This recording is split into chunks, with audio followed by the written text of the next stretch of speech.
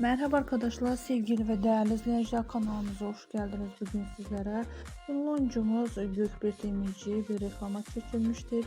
Hemen reklamdan özel paylaşımları sizlere toparlayarak takdim ediyoruz. Umarım sizler için faydalı olur. Gökberk Demirci'nin yeni özel görüntüden devam gelmesini istiyorsanız kanalımıza abone olmayı unutmayın.